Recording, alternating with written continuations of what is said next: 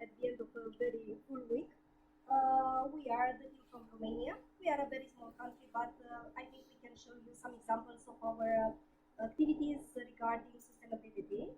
And we come from the northeast part of Romania, from Bacău city, and these are some pictures of our town. Some of you have already seen it. And we represent Bacău County School Inspectorate.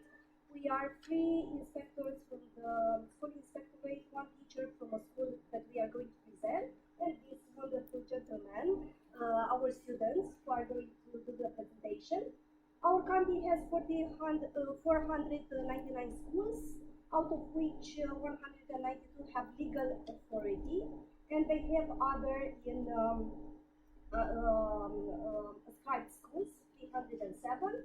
We have also private school, around 20, high schools, kindergarten mostly, primary and gymnasium. We also have an excellence center under our coordination, Center for Resources and Educational Assistance, and of course the teacher training house. And if we are going to talk about sustainability, we are just going to present just a few just three worldwide programs. We of course have eco schools, and we have some activities from the program. Okay, and that is a map from the eco school site. Okay, on each county, but it has to be for this year. Then we have learning about forests, project involving students learning not only about the forests around the city, but also about national parks and city parks, and we do a lot of cleaning. And we have a very interesting program, which is called Let's Do It Romania, and we established a day, so it is a national day.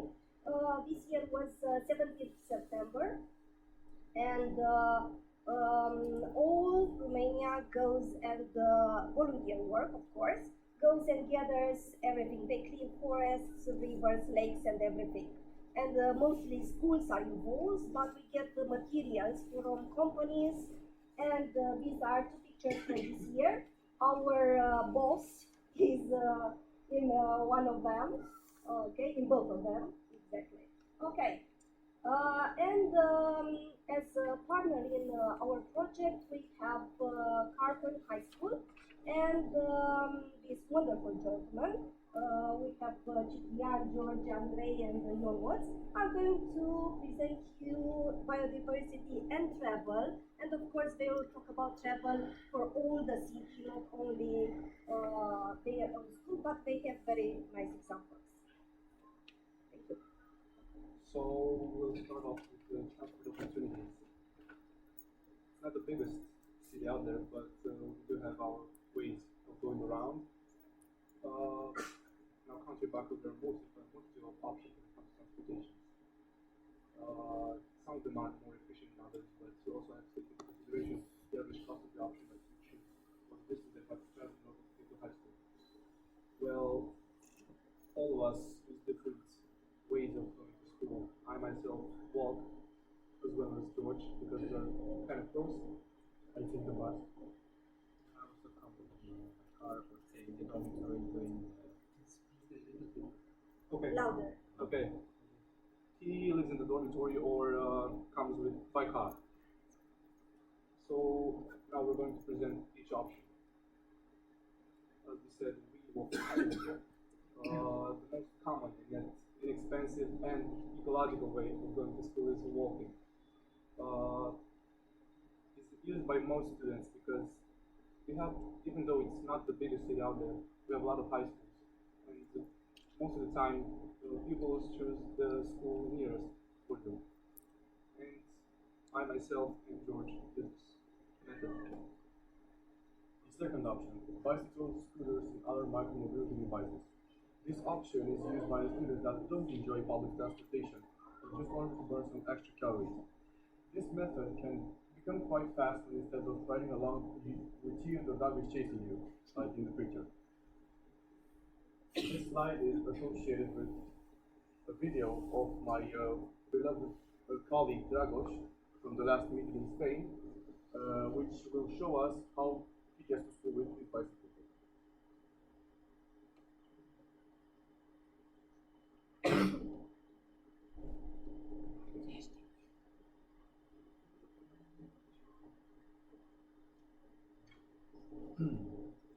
Looks like Dragos doesn't want to show us how he gets to school, so He's a bit shy. So yeah, he's a bit shy today.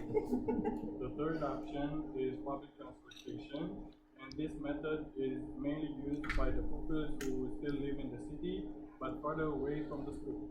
Its main advantage is that it can be as cheap as walking because the school can provide a bus pass that can be used even on holidays. The downside of this method is that due to the early hour, a lot of people choose the same option, but being cheap and convenient to use. Personal vehicles and ride sharing.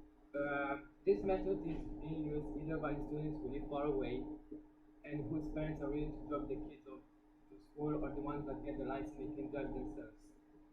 So the price of gas skyrocketed, and many people opted many the options before, since the majority don't use personal vehicles. Also, ride-sharing apps have become very popular, and it's become a good option for the people who can afford it. Now, school minibuses. Our country has around 151 minibuses that people from further away can use for the kids that live in a more rural area, because the city is not that big, but as a whole, the county is quite huge, actually. This is the option used by the people that live outside the city. Our country equipped around 151 minibuses, 84 from the Ministry of Education and 67 from the local public, that provide transportation for children in need of it. These yellow ones. And statistically speaking, we have 2,100 students in our school, 211 which live in the dorm, shown here, and 365 students that each day come from far away by train, by bus, or minibus. The electrical charging station. The electrical charging station was installed in the campus of Carton High School in December 2021, on the occasion of its 52nd anniversary. With a power of 21 kilowatts, the station allows the charging of electric cars and was made with the support of electrician students as a project work. It will be useful as didactic equipment for the students who are preparing the qualification of auto electronics technician, but it's also functional for charging the electric poles that come to the campus. As you can see on the left side, that is the charging station, and on the right side is the car that is charging. Also, this car can be driven by the age of 16 for students that go for the B1 driving license. The next topic we have to talk about is biodiversity, and we have to mention that Romania has preserved most of its natural beauty. This led to a complex biodiversity which can be found in every country, including Baku. The biodiversity can be seen in the multitude of trees and plants that our country possesses, and the students in our school learn a lot about the species and trees and plants due to the projects they have been involved, such as how to make an herbarium, the miracle of the medicinal herb, and a brief introduction in the world of mushrooms. Here are some examples of the species that they found in their trips in our region. So some of them have kind of funny names. That's because of our local traditions. We don't really change names. How our ancestors called them 2,000 years ago, we call them today. So these are more basic, like the hazel tree, the hornbeam tree, the fern. Some of them we've seen yesterday on our trip. Now we have horsetail, kind of the type of horsetail, kind of not. The burdock, and the mice tail. We have a lot of tails in Romania. The classic ivy, the kind of little candle, mandrake, the classic mint, the dog rose, some average berries, nothing special about those. Plantain, willow, and eringo, I guess. And the last ones are rattles, the linden, and the needle. All of these were found in kind of the same space, around, I don't know, 100 meters, 500 meters. So we have a lot of plants that grow everywhere in the places where forests still are. You can find all these kinds of plants. So, biodiversity within the school. Within our school, we encourage the young generations to be informed and take care of the environment. These active kindness toward nature are being showcased in the project like Kids Take Part. Some projects are Enjoy the Autumn and Exploring the Zoological Park in Hemeyush, Earth Day 2022, and Friends of Nature, the Forest Month. They enjoy autumn in exploring the zoological park in Romania. The preschoolers, coordinated by the teacher, took part in an adventure which they discovered the beauties of nature and the multitude of trees and colors found in autumn. Earth Day 2022. With the occasion of the Earth Day, the students of 3rd and 4th grade put in some work to help a clean campus. And they also planted flowers for aesthetic and environmental reasons. As you can see, this is our high school, where they planted trees and flowers. And as you can see, the kids had a lot of fun doing it, and they want to protect the environment. Next project we did is Friends of Nature, the Forest Month. When the students of 9th and 10th grade, coordinated by the biology teachers, took part of drawings and layouts project in the educational project Nature's Friends, which promotes respect to nature and dreams about the formation of an ecological behavior among students. The project More Green. The project aimed at the ecological and aesthetic construction of the space related to the building A and the canteen of Harvard High School. The activities within the project. This is the map. You can see there's building A, building B, and the canteen in the middle.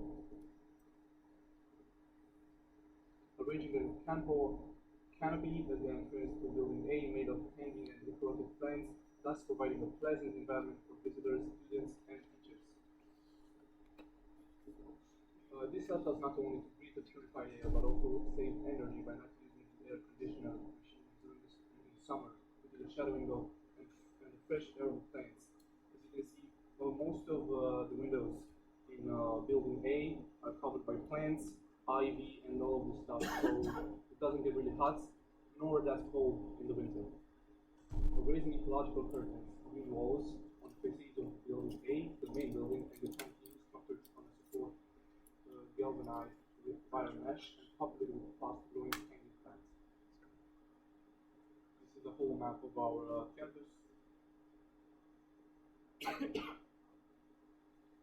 Garden gardens. Our gardens are maintained daily and carefully watered by the drip irrigation system, which also helps in sustainability and water saving. Also, with the Green Wall of Carbon project, 30 species of trees and shrubs were planted, each with an information panel with pictures and a brief presentation of it. These